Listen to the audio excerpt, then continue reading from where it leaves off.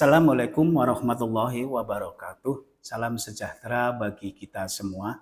Perkenalkan, saya nama Duladi, dosen tetap program studi D3 Manajemen Politeknik Stibidis Tegal. Pada kesempatan ini, saya akan menyampaikan mata kuliah yang saya ampu, yaitu Teknik Presentasi dan Negosiasi. Mata kuliah ini tentunya tidak berdiri sendiri, melainkan dibangun secara sistematis, berjenjang dimulai dari payung filosofi kurikulum berdampak yang berbasis OB, kemudian diturunkan lagi bagaimana mendesain profil lulusan, kemudian dibebankan lagi kepada capaian pembelajaran program studi, kemudian dibebankan lagi kepada capaian pembelajaran mata kuliah, hingga capaian pembelajaran pada setiap pertemuan atau sub CPMK. Hal tersebut tentunya membentuk suatu konstruktif alignment, yaitu keselarasan konstruktif, yaitu keselarasan antara tujuan pendidikan, kemudian proses pembelajaran dan hasil belajar yang diharapkan lulusan akan memberikan dampak nilai tambah kepada masyarakat dan lingkungan kerja. Gambaran umum mata kuliah ini adalah membahas materi mempersiapkan mahasiswa sebagai pemakalah yang mampu mempresentasikan ide dan gagasannya secara baik dan efektif. Yang kedua, mampu melakukan kegiatan negosiasi terbaik di dunia pekerjaannya di masa depan. Adapun profil lulusan yang ada di tempat kami adalah ada 6 peran yang dibentuk. Yang pertama adalah sebagai customer service di dalam program ini, program studi ini.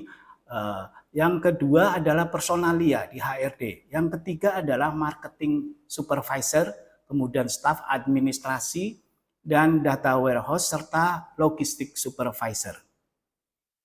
Dari itu semua kemudian diturunkan di dalam 8 CPL program studi, yaitu CPL yang keempat itu salah satunya adalah menguasai tentang teknik komunikasi bisnis dan perusahaan. Kemudian dibebankan ke CPMK, salah satu CPMK yang lain adalah mahasiswa mampu menyusun dokumen perencanaan strategis negosiasi BATNA, WATNA, ZOPA berdasarkan analisis kasus manajemen. Jadi selanjutnya maka di breakdown kembali ke dalam 8 sub CPNK. Salah satu sub CPNK yang ketujuh adalah mahasiswa mampu memahami konsep dasar, prinsip utama, dan jenis-jenis negosiasi. Dalam proses pembelajaran ini, alokasi waktu, saya mengikuti peraturan pendidikan tinggi Sains and Teknologi nomor 39 tahun 2025 bahwa takaran waktu kegiatan belajar untuk satu SKS adalah 45 jam selama semester. Sehingga untuk beban 2 SKS membutuhkan 90 jam per semester. Jangka waktu 90 jam itu dibagi dengan 16 pertemuan 16 minggu pertemuan itu sehingga total ada 5,625 jam per minggu. Nah, ini dialokasikan yang sifatnya tidak kaku untuk pertemuan tatap muka di kelas, penugasan terstruktur untuk kegiatan belajar menyelesaikan tugas mandiri mahasiswa, kemudian belajar mandiri, pendalaman materi bebas inisiatif mahasiswa, maupun project based learning, praktikum atau bentuk pembelajaran yang lain. Sumber referensi materi pembelajaran ini adalah textbook, yaitu dari Presentation Guideline Dartmouth University, kemudian Oral Presentation Duke University, kemudian dari modul hasil karya saya sendiri, yaitu Teknik Komunikasi dalam Presentasi Politeknik Stibisnis Tegal, 69 halaman. Kemudian proses pembelajaran kali ini yang kita gunakan adalah berdasarkan 3 komponen yang kita sebut DIA, ya.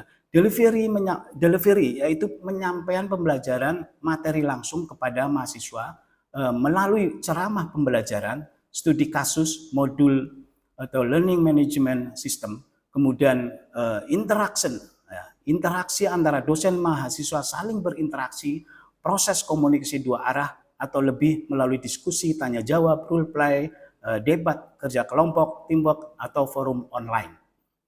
Asesmen selanjutnya untuk menilai proses pembelajaran dengan cara diukur capaian belajar mahasiswa melalui UTS, UAS, kuis, ya, tugas individu, kelompok, presentasi, proyek atau produk, dan portofolio. Nah, kemudian dari nilai itu ada nilai akhir, ya, mahasiswa dalam satu mata kuliah ini merupakan kumulatif dari semua kegiatan akademik dalam bentuk persentase, yaitu kehadiran 10%, tugas dan formatif 20%, ujian tengah semester 35%, dan ujian akhir semester atau UAS 35%. Berikut cuplikan pembelajaran tatap muka yang saya ada di dalam kelas. Assalamualaikum warahmatullahi wabarakatuh. Waalaikumsalam warahmatullahi wabarakatuh. Selamat pagi semuanya. Pagi, Pak. Bagaimana kabarnya? Baik. Mas Fajar, kabarnya gimana Mas Fajar? Mbak Siti, Mbak Eka, gimana Mbak Eka? Hari ini kita mau mempelajari materi mata kuliah teknik presentasi, ya. Tapi sebelumnya saya ingin ngecek kehadiran. Hari ini yang tidak hadir berapa orang? 3 orang, ya. Jadi si Fahira, Bagus, sama ini. Oke ya. Jadi yang tidak masuk ada 3 orang. Kita mulai pada kuliah materi pada hari ini, ya. Yang pertama ini kita reminder dulu, ya, mengingat pertemuan sebelumnya, ya. Ada yang masih ingat pertemuan sebelumnya? Ada? Mbak siapa yang ingat? Kemarin pertemuan sebelumnya adalah materi tentang apa? Komunikasi di dalam negosiasi. Itu ada 2. Apa? Saya, Pak. Ya. Komunikasi verbal dan non-verbal. Komunikasi verbal dan non-verbal. Bagus. Nah, kemudian kalau komunikasi non-verbal itu apa? Verbal. Siapa yang tahu, ya? Yang verbal. Nah, verbal. Fajar mungkin komunikasi verbal. Izin menjawab, Pak. Komunikasi verbal yaitu komunikasi yang menyampaikan pesan dengan lisan, ucapan, atau lisan secara langsung. Contohnya gestur mimik wajah, ya, tangan, kepala, gerakan mata, dan lain sebagainya. Nah, ya, bagus. Oke, kita lanjutkan untuk materi kuliah pada hari ini, yaitu pertemuan yang ke-10, ya. Jadi materi pembelajarannya adalah persiapan teknis negosiasi, menetapkan target, memahami konsep batna, ya, ratna, batna, watna, dan zopa, ya. Jadi ini namanya hampir mirip, ya, nama-nama mahasiswa gitu kan. Ini konsepnya. Kemudian sub CPMK, capaian pembelajaran mata kuliah yang ke-8 ini adalah mahasiswa mampu merancang dokumen persiapan perencanaan untuk teknis negosiasi bisnis. Nah, ini yang akan kami pelajari, ya. Kemudian apa sih prosesnya, ya? Ini prosesnya. Nah, prosesnya di sini ada 2 yang harus dilalui. Yang pertama adalah merancang target. Jadi sebelum melakukan negosiasi, dirancang dulu targetnya apa, ya. Seandainya kalian nanti akan menjadi, ya, suatu saat di bagian pembelian, bagian apa? Purchasing misalkan. Kalian mau nego dengan supplier, ya. Bagian supplier, makanya otomatis harus dirancang. Berapa sih kuantitinya, ya? Berapa kualitinya bagaimana, ya? Kemudian harganya, ini yang nanti akan dinego. Kemudian bagaimana pendistribusiannya, pengantaran barang sampai ke tempat perusahaan kita. Nah, itu yang harus diperhatikan, dirancang ketika mau menego dengan pihak supplier. Seandainya nanti saudara ditempatkan di bagian purchasing. Nah, itu. Nah, jadi persiapan dari negosiasi. Nah, kemudian yang selanjutnya adalah bagaimana teknik nanti setelah mau nego. Teknik negosiasinya. Apa yang harus dilakukan? Pendekatan apa? Konsep apa yang nanti digunakan? ini ya. Selanjutnya adalah kita mengenal ada 6 konsep negosiasi. Nah, jadi ada 6 konsep negosiasi. Yang pertama adalah best alternative to a negotiated agreement. Ya, itu. Kemudian yang kedua adalah atau yang disebut tadi adalah BATNA ya. Yang kedua adalah worst alternative to a negotiated agreement atau dikenal dengan WATNA ya. Jangan keliru nanti jadinya WATMI ya atau apa ya. Itu jangan keliru. Ini singkatan ya. Kemudian yang kedua berikutnya adalah ZOPA, Zone of Possible Agreement ya. Zone of Possible Agreement. Kemudian yang berikutnya adalah konsep reservation point atau titik batas. Ya. Kemudian target point dan yang terakhir adalah aspiration point. Nah, kira-kira ada yang tahu nggak kalau BATNA? Saya, Pak. Ya, apa kira-kira BATNA ya? Kalau menurut saya terkait contohnya ya Pak. Iya. BATNA yaitu misalkan kita ini mau pindah kerja Pak. Terus sebelum pindah ada negosiasi gaji di tempat baru, kayak misalkan kita konfirmasi gaji di tempat baru itu berapa. Otomatis kan kita tahu ya Pak. Terus setelah itu juga apabila nego itu gagal, nanti kita juga mengetahui gaji yang lebih tinggi di perusahaan yang lain. Jadi kita bisa memilih perusahaan-perusahaan yang lain untuk kita masuk ke dalam perusahaan tersebut. Ya, bagus. Jadi kita itu punya alternatif di dalam konsep ini. Ya, alternatif. Sebelum kita pindah, bisa saudara pindah ke perusahaan lain, kita mau mencari yang lebih hak-haknya. Gaji mungkin lebih tinggi, lebih nyaman. Tapi ini tidak dilepas alternatif ini di perusahaan lama. Itu konsepnya. Jadi punya alternatif ya. Seandainya di sana gagal untuk negosiasi, maka alternatif ini yang dipegang. Tidak jadi misalkan batal negosiasinya. Ya, oke, bagus jawabannya. Ya. Kemudian saya mau menyampaikan bagaimana rancangan atau target tadi ya terkait dengan 6 konsep strategi tadi ya.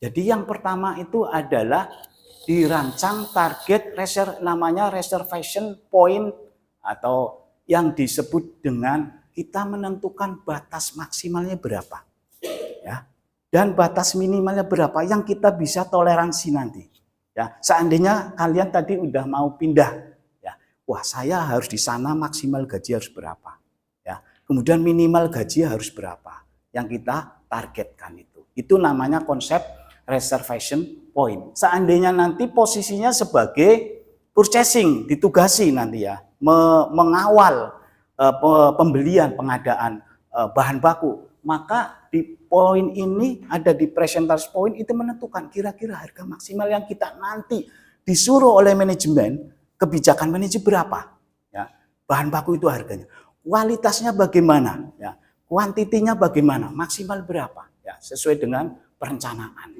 tentunya itu. Kemudian minimalnya berapa? Ini namanya konsep reservation point ya. Kemudian target point ada realitasnya nanti berapa sih saya harus dapatkan ini. Harganya berapa? Yang realistis ya, tidak terlalu over ya, terlalu berlebihan dan itu nanti tidak dapat barang katakanlah ya, bahan baku. Nah, ini target point. Kemudian aspiration itu keinginan yang maksimal itu berapa? Saya dapat barang itu harganya, berarti kalau seperti itu minimal. Kalau keinginan kuotanya maksimalnya berapa? Ya tadi. Kalau minimal itu adalah jumlah yang terendahnya. Ya, itu berapa. Jadi diharapkan yang paling baik terbaik untuk perusahaan itu apa? Inilah konsep dari aspiration point ya. Kemudian kita melanjutkan adalah di implementasi strateginya itu bagaimana nanti setelah proses negosiasi di lapangan ya, di bab ketiga. Yang pertama adalah tadi BATNA, best alternative to negotiate terbaik. Jadi perusahaan sudah punya, katakanlah mau belanja di supplier, punya cadangan supplier yang satu. Jadi tidak hanya cuma tergantung satu supplier. Jadi kita sudah ada, katakanlah harganya 1.000. Nah, kita mau mencari yang murah lagi. Kalau kita dari versi pembeli ya, ingin beli ya. Berarti harus di bawah 1.000 nyarinya lagi. Itu harapannya ya. Tapi kita sudah punya angka 1.000. Tapi kalau sebagai penjual, ya ini pembeli ya. Kalau Anda sebagai penjual, sebagai supplier, maka harga yang ditentukan adalah sudah punya perusahaan pemesan, buyer. Ya, udah ada buyer 1.000. Nah, kita mau mencari buyer yang di atas 1.000. Itu alternatifnya sudah punya. Jadi ketika gagal di dalam negosiasi, itu otomatis apa? Sudah punya alternatif cadangan. Ya, ini harus diperhatikan. Kemudian yang berikutnya ada worst alternative to negotiated agreement. Artinya apa? Ini adalah alternatif yang terjelek. Ya. Jadi kalau kita pilihan ini, kita pasti ada yang paling buruk itu. Ya, yang paling buruk dari keputusan nanti di negosiasi. Yang berikutnya adalah ZOPA, konsep ZOPA, Zone of Possible Agreement. Artinya masih ada ruang. Jadi di negosiasi itu ada ruang, masih nego terus. Nah, jadi ada ruang yang masih bisa dinegosiasikan. Ini ya, jadi ruang itu masih dinegosiasikan karena punya zone, masih punya wilayah yang kemungkinan masih bisa dinego. Itu. Jadi kalau Anda misalkan targetnya tadi 1.000, dia masih kemungkinan biasa memberikan angka 1.000. Tapi yang namanya negosiasi itu kan sebenarnya itu rahasia masing-masing perusahaan. Seberapa dia kalau penjual inginnya harganya maksimal. Kalau pembeli yang beli minimal. Itu, tapi tidak semua konteks ini terbuka. Itulah di wilayah ajang negosiasi perusahaan. Ya, itu kemampuan negosiasi itu yang diharapkan ya. Kemudian kalau ini ya intinya, kalau kita gambarkan, jadi mungkin biar saya tulis ya, kalau kita gambarkan ininya ya, saya gambarkan, misalkan nih ya, kita ada namanya mobil, mobil harga secondnya misalkan 160 juta, itu dari sisi ini pembeli. Nah, ini sebelah kanan pembeli ya. Pembeli. Kemudian yang sebelah kiri versinya penjual. Nah, penjual. Harga yang terendah adalah 120 juta. Nah, ini ya. Harga yang terendah ada 100 juta. Artinya apa? Kalau pembeli inginnya yang mana? Konsentrasinya. Yang terendah apa yang tinggi? Kalau pembeli rendah, orientasinya masih ke sini.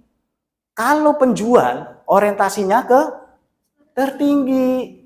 Ya, inilah sebenarnya ruang dari negosiasi. Ya, ini ruang lagi nih negosiasi. Nah, bagaimana konsep ini diterapkan adalah kalau Anda mentargetkan nanti yang realistis di 150, katakan ini 150 juta. Ini di target poinnya, ya, yang realistis di sini. Kemudian ada reservasi tadi. Reservasi adalah peluang, jadi menetapkan tertinggi sampai terendah. Ini reservation point ya. Point. Nah, ini konsepnya di sini. Ya.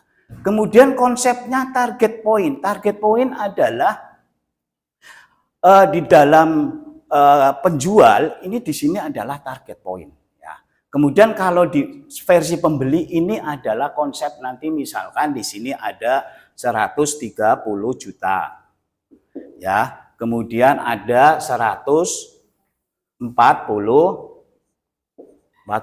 juta ya. Ini angka di dalam reservation konsepnya ya. Ada ring di sini yang tertinggi dan yang terendah. Kalau yang tertinggi harapan penjual, kalau yang terendah harapan pembeli. Ya, itu seperti itu konsepnya. Kemudian bagaimana sih kalau sebagai pembeli, katakanlah ya. Pembeli itu kalau batnanya itu di sini. Best alternatif, kalau ada penjual lagi, ada pembeli lagi alternatif. Sehingga dia apa? Dia masih pasang tinggi, lebih tinggi. Ini batnanya kalau di sini ya. Batna. Nah, begitu juga kalau dari sisi penjual. Ini ya. Dari sisi pembeli ya, ini batnanya di sini ya, batna. Namun dari sisi penjual, di penjual itu adalah di target ini yang seperti di ini ya, di PPT ini. Jadi target ininya, batnanya. Jadi saling bertolak belakang ya, saling bertolak belakang itu. Kemudian yang terjeleknya kalau dari si penjual katanya terjelek di sini. Namanya was alternatif ya. Jadi alternatif negosiasinya di sini, berdapatnya yang paling terendah. Ini kalau dari sisi penjual. Karena nggak ada alternatif yang lain itu ya. Ini kira-kira seperti itulah gambarannya. Cukup jelas ya? Nah, ada pertanyaan kira-kira. Ada yang bertanya? Kita diskusi. Ya, Eka, Mbak Eka. Bagaimana contoh kasus negosiasi dalam kondisi SOPA? Oke, jadi bagus pertanyaannya ya, Mbak Eka ya. Jadi sudah disampaikan tadi, di ZOPA itu sebenarnya kita masih proses negosiasi. Masih ada ruang ya, masih ada ruang. Ruang apa? Ruang dari tadi. Ini tertinggi, terendah ini ruangnya. Nah, ini ya, ini. Terus kalau kita terjemahkan lagi ya, ini sebenarnya nah ini gambarannya ya. Jadi kalau misalkan ini yang enggak jelas ya. Jadi kalau penjual itu menghendaki 140 juta ya. Sementara kalau dari sisi inginnya penjual itu maksimal 160 juta. Ya, ini keinginan penjual ya, itu. Kemudian si pembeli keinginannya terendah di ring antara 120 juta sama 150 juta. Selisih antara 140 juta sampai 150 juta inilah yang disebut dengan daerah ZOPA.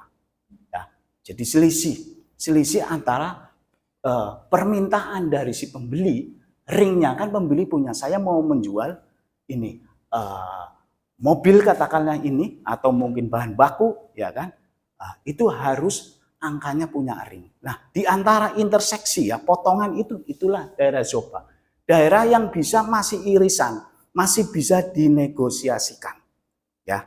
Ini jadi daerah yang masih dinegosiasikan untuk berlanjut karena masih kemungkinan masih, cuma ini terjadinya titiknya itu katakanlah di sini di daerah ZOPA ya, di daerah ZOPA. Maaf ini ya, di daerah ZOPA ini titiknya adalah masih ada ruang ya, masih ada ruang. Inilah daerah ZOPA ya. Ini yang pembeli di sini masih ada, ini interseksinya si penjual di sini. Inilah titik ruang ZOPA ya. Ini ZOPA zone ya, kan gitu. Daerah zona yang masih bisa dinegosiasi. Ini butuh waktu, butuh keuletan, ya, butuh strategik ya. Makanya kalian diajari di sini untuk materi bagaimana negosiasi. Ya, nanti kalau seandainya kalian sudah lulus di dunia, ya, di dunia apa? Dunia kampus sudah lulus ya, itu. Oke, mungkin begitu ya. Ini sudah disampaikan bagaimana zona ZOPA ya. Kemudian yang selanjutnya adalah sebenarnya perbedaan yang paling mencolok apa di antara itu ya. Jadi yang pertama sebenarnya orientasi kalau batna itu ke eksternal.